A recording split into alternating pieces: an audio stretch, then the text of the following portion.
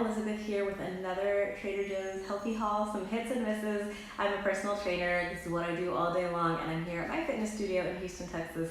I don't usually keep my groceries here, but I keep bringing them to work just to talk about what's up at Trader Joe's. So I know a lot of times we assume that everything we buy at Trader Joe's and Whole Foods is healthy just because of the store, right? They wouldn't let anything bad in there. And it's true that they all have standards that products have to meet, but let's just take a look and see what we have this week and see what we need to remember when we're shopping so that we make the best choices for ourselves and our goals. All right, so the first choice I want you to make, no, I'm just kidding. Do what you want to do. This juice, I forgot to mention it in my last haul. It has been taking up space in my refrigerator. Technically, you can return anything to Trader Joe's anytime. It's okay. It'll serve its purpose in this video. So this is there to the power of 7 green organic juice blend, kale, spinach, apple, celery, cucumber, lemon, and ginger. If you put ginger powder in Windex, that's about what I think. Look, I'm a personal trainer. I have had more than my share of kale juices, celery juices, kale smoothies, all of this stuff. I was not a fan. This was not worth the sugar to me. Nobody in my household would drink it. The dog wouldn't even smell it, probably because of that lemon juice. It just did not have a good balance of flavors to me. It was very sweet and cucumbery and gingery with a definite green hit in the end. So it would probably be good if you needed to dye something green. Lots of good chlorophyll power in there. If you enjoy it, it's great. I will not be purchasing it again. But we have some hits here. A lot of misses on the floor. Let's talk about one of my staples. So I eat gluten-free for health reasons, real allergy stuff. We can talk about that in another video. Sorry, this is punchy. But one of my staples from Trader Joe's is their gluten-free rolled oats. There are other brands of gluten-free rolled oats on the market, but they're kind of pricey and they tend to have a lot of hulls in them. These Trader Joe's rolled oats are inexpensive, really inexpensive compared to Bob's Red Mill or some of the other brands. They're almost always on the shelf. I do keep a few spare bags in my pantry because you know how Trader Joe's is with their stock. I actually learned that they have 2 deliveries at each store every day. So how's that for some operations headaches? That's why they're always out in the aisles stocking the shelves. My favorite thing to do with those oats, other than making maybe an overnight oats with some plain whole milk yogurt, maybe a little bit of coconut milk or something in there to make it nice and creamy, some chia seeds, I like to take my food processor and grind them into oat flour. So it's not a very fancy, finely milled flour. You can see it was just done with a chopping blade. I have some bigger pieces on top and finer pieces on the bottom. So it has a little bit of texture when you bake with it. But this homemade oat flour is super easy to make. It's just a regular little mini chopper. It's not a fancy food processor. It's not a Vitamix. It's not a Blendtec. I love using oat flour, especially this homemade oat flour when I'm baking, because in gluten-free baking, a lot of times you need to add a gum like guar gum or xanthan gum in to replace the stickiness of the gluten, right? Gluten's the protein in the wheat flour and other grains that makes it stretchy and sticky. Well, that's why a lot of gluten-free baked goods are really crumbly, because maybe you don't add those gums and things disintegrate. I don't like eating those gums. They tend to bother my stomach. They can interfere with intestinal motility, the ability to push things through. Enough. This oat flour is sticky all on its own. So you can replace it, I found, 1-to-1 with all-purpose flour, or roughly. You kind of need to weigh it and see. It depends on how finely you ground your flour.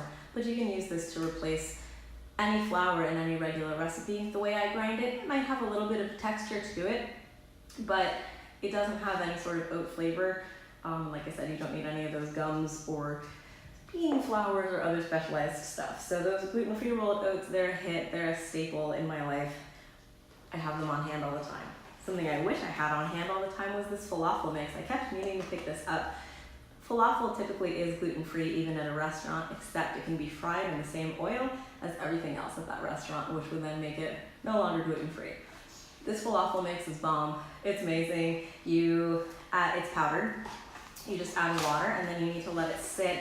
They say for 30 to 60 minutes. The longer end of that is definitely better. My falafels leaked a little bit of water as they were cooking when I only let it sit for 30 minutes, so you just want to rehydrate it.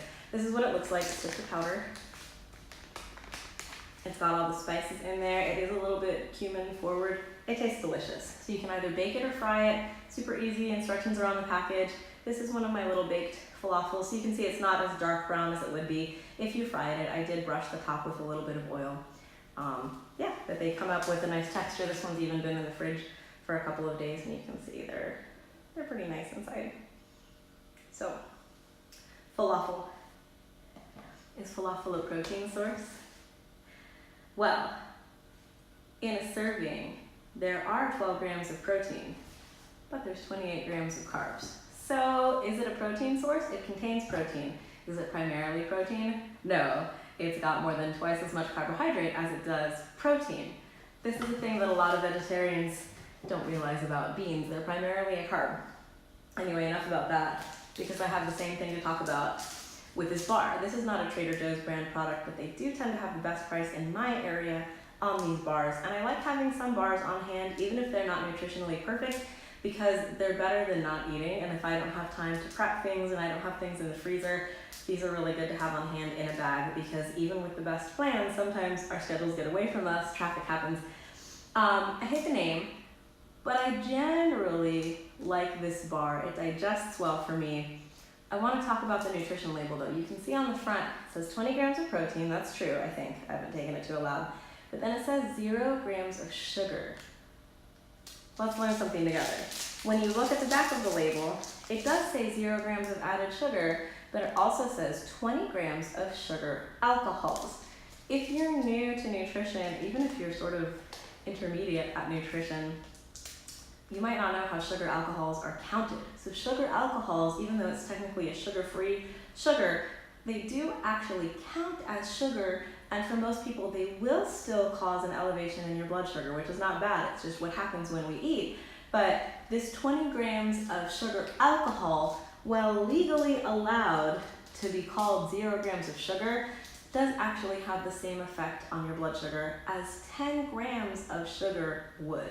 So really important for people who need to count sugars, count carbs. They say 0 sugar, but there's 20 grams of sugar alcohol. When you have a sugar alcohol, you take that number, divide it in half, so we end up with 10 grams of sugar. Just something to note when you're shopping. I know like keto products are out there and they'll be like 0 sugar, it's all erythritol. Well, that's still sugar alcohol, so it's not sugar-free. You still have to count half of those grams of sugar alcohol towards your sugar count, right? And sugar is a carb, so if you're trying to go keto, low carb, you see what I'm saying? You gotta be aware of it. Anyway, is this bar a protein source? It has 20 grams of protein and 23 grams of carbohydrate, although 20 of those are sugar alcohol, so it would only have 13 grams of carbohydrate. You see, you really have to do math. So 20 grams of protein, 8 grams of fat, 13 grams of carbohydrate, the way we would actually count those numbers. Yeah, it's a pretty balanced snack. I wouldn't eat it if I was short on protein, but I do actually like that it's relatively balanced across protein, fat, and carbs as like a 230 calorie snack to have on hand. It's not a meal, it's like half a meal-ish. Anyway, I would say that's a hit. Oh, this peanut butter flavor, I always get the creamy peanut butter. It's got a very thin chocolate coating on the outside. It really tastes like a Reese's egg. I wouldn't say a Reese's cup, because the ratio of chocolate to filling is a little more like an egg, but there you go, you can see. It's pretty moist. Sorry about that word. It's not crumbly or powdery or cakey. So that's that Think Thin bar. That's another hit. And while we're talking about peanut butter and reading labels, I want you to know how to feed yourself. I'm a little mad that nobody ever told me about these. I've actually seen them before, but I didn't really know what they were like, even though now I see there's a picture on the back. And also because it says it may contain traces of wheat, which means it's probably made on shared equipment or stored in the same facility. So these are the Bomba peanut snacks. They're like Cheetos, but peanut butter, no cheese involved.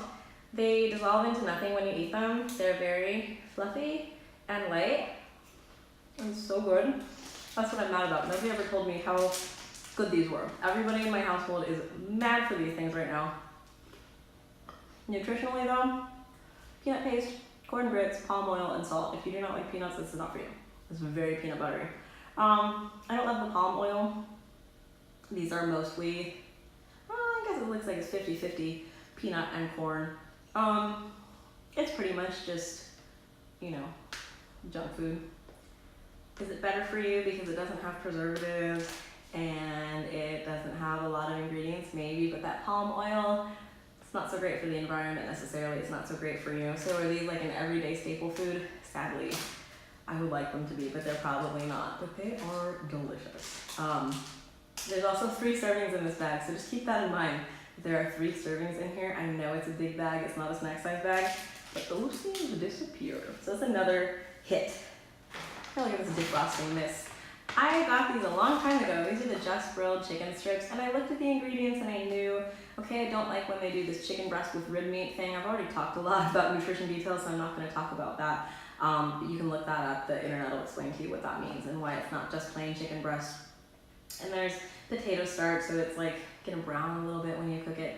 I hate these. The texture of this, and it's not just because it's frozen chicken, I really don't like it. It's not even like rubbery. It's kind of like slimy and grainy at the same time to me when I cook it. I do not like it. If it did not have garlic powder on it, my dog would eat it. I'm not sure.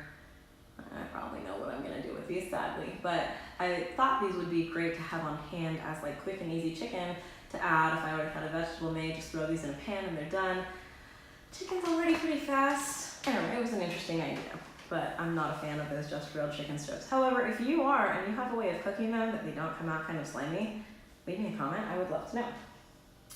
2 more hits, and then another nutritional quandary. Hummus, not just for your falafel, the organic hummus specifically, and then this spicy avocado hummus. This is my new jam. So they say spicy. I think they have a spice rating on here. Oh, no, it was a different product that had the spice rating. It does contain jalapenos. They're pretty far down on the ingredient list because remember, these are listed in the ingredient list in order of largest quantity within the product to smallest quantity. So it's mostly garbanzo beans, avocado, tahini, which is that sesame seed paste that makes hummus so creamy, olive oil, and then the jalapenos. There's also cayenne. It's spicy enough that like your mom might think it's spicy, or like a young child would think this was too spicy, but it is not spicy. I've been using this as a spread to make like a little turkey roll up on a corn tortilla with some avocado and some feta cheese. It's not spicy. It is, however, delicious. And then the organic hummus, it's just a plain straight up hummus. This is the best hummus I've had from Trader Joe's.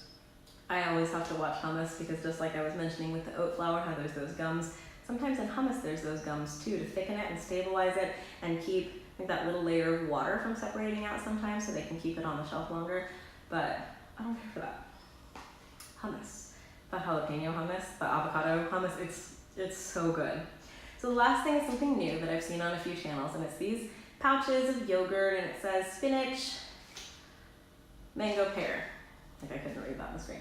Spinach, mango, pear. So it's a 100-calorie pouch, carefully designed, I'm sure. The pouch is not recyclable, first of all. I think you can mail them in to like TerraCycle. I haven't checked yet. I just got this because I was curious. And ingredients-wise, we have organic whole milk, which is cool, immediately followed by organic sugar and water. If you were to make a smoothie at home, you probably would not add sugar. And here's the thing about it. There's 12 grams in this pouch, but 7 grams of that is added sugar. So more than half of the sugar in here is just added sugar to sweeten it up. But there's already mango and pear.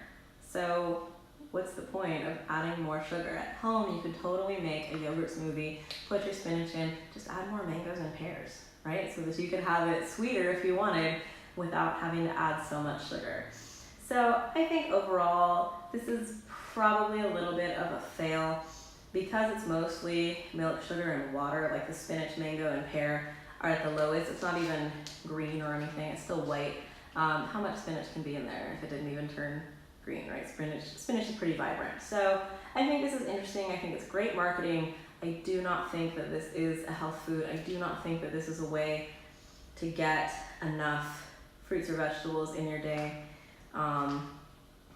So I think if it's between like this and a Snickers bar, I guess eat this, but I would not say that this is a health food. It's important to be on the lookout for stuff like that. Health washing is a really popular topic. It happens all the time. I think a couple of these products, in fact, would qualify.